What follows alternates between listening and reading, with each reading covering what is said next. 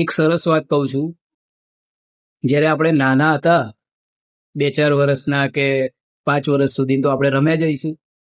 તો આપણે ક્યારેક માટીમાં રમતા, ક્યારેક પ્લાસ્ટરમાં રમતા, ક્યાંક ને ક્યાંક આમ તેમ ફરતા, ગુલાટી મારતા.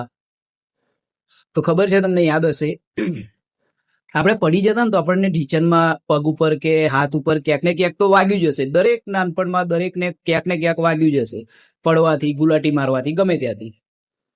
તો જ્યારે આપણને એ વાગી જતું ને, ત્યારે તમે એક વખત વિચાર કરજો કે આપણા મા અથવા બાપ, આપણા મા બાપ ગમે ત્યાંથી આપણી સામે આવીને હાજર થઈ જતા કે શું વાગ્યું શું વાગ્યું. આપણે રડવા લાગતા, કારણ કે આપણે તો સમજ હોય ને એ વખતે.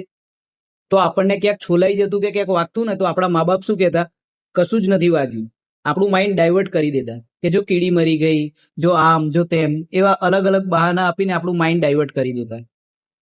મોટા થઈએ એટલે આપણને ભણવા મોકલે. આપણા માટે શું સારું છે એ આપણા કરતા સૌથી વધારે એમને ખબર હોય.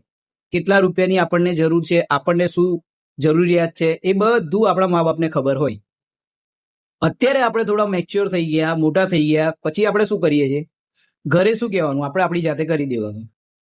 કંઈ પણ પ્રોબ્લેમ આવે, ધંધામાં આવે કે પછી લગ્નમાં આવે કે પછી કોઈ પણ એની આવ, ગમે ત્યાં પ્રોબ્લેમ આવે ને તો આપણે જાતે આમ મોબાઈલ ખોલ્યો, યુટ્યુબ સર્ચ કર્યું. અત્યારે તો દરેકના કોઈક ને કોઈક ફેવરેટ હોય છે મોટિવેશન વાળા, જે મોટિવેશન આપતા હોય, મોટિવેટ કરતા હોય. ઘણા લોકો તો ભૂતભૂવા અને તંત્ર મંત્રમાં પણ માણે છે. તમે એક વાત વિચાર કરજો સાહેબ, કે હું જે કહું છું ને એકદમ સત્ય કહું છું ને, જાત અનુભવેલી વાત કરું છું.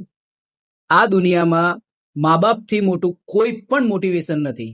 જે મોટિવેટ આપણા મા બાપ આપણને કરી શકે ને, જે એમની સલાહથી આપણે ચાલીએ ને, એવું આ દુનિયામાં કોઈ જ તમને નહીં આવે. તમારા માટે જે સારું હશે, તમને જે સારું લાગશે ને, એ જ તમારો મોટિવેશન તમને કહેશે. પણ આપણા માટે જે સારું નહીં બી હોય ને, એના માટે બી પ્રભાવિત કરે ને આપણા મા બાપ. આપણા મા બાપ દરેક વસ્તુમાં આપણી સાથે રહે, એટલું યાદ રાખવાનું. આપણે એમને જેમ રાખીએ એમ એ ખુશીથી રહી લેશે. પણ તમે જેની જોડે મોટિવેશન લેવા જશો ને, એ ફીસ લેશે, આટલા આપો એમ. પેલા વગર ફીસે તમને મોટિવેટ કરશે, પણ તમને ગમે નહીં. કેમ? કારણ કે તમને તમારા ગમતી વાત નહીં કરે કે તમારા માટે આ સારું નથી તો તું આ ના કરીશ.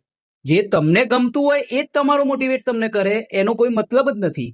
હું એક જ વાત કહું છું, દુનિયામાં બીજા કોઈને તમારું મોટિવેશન બનાવવું ને એના કરતાં તમે તમારા મા બાપની વાત માનશો ને, જીવનમાં બહુ આગળ આવશો સાહેબ.